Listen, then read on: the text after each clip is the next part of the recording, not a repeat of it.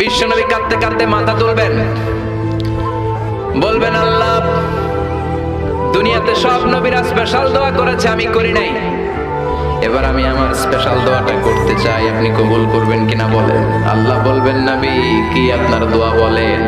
বিশ্বনবী বলবেন আমার একটা উম্মত যার অন্তরের মধ্যে যাররা পরিমাণ ঈমান আছে, একবার আপনারে আল্লাহ বলে ডেকেছে, একবার আমি বিশ্বনবীর উপর দরুদ পড়েছে, একবার শাহাদাতের বাণী আমার যে গুনাহগার উম্মত দুনিয়ার বুকে থেকে ঘোষণা দিয়েছে, ওই একটা উম্মত যদি জান্নাতে ঢুকতে না পারে আপনি আমারে জান্নাতে ঢুকাতে পারবেন না।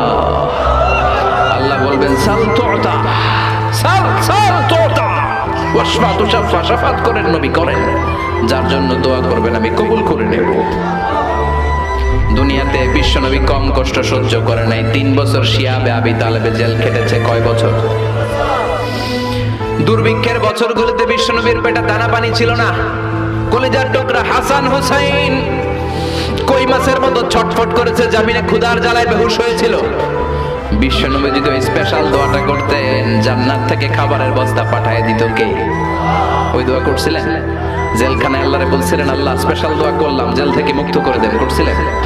যুদ্ধের ময়দানে নিজের দাঁত ভেঙেছে, উহুদের ময়দান সাক্ষী, বিশ্বনবীর মুবারক রক্তে উহুদের ময়দান রঞ্জিত হয়েছে, সেদিনও বিশ্বনবী ওই দোয়াটা করে নাই। চিল্লায় বলেন ঠিক কিনা?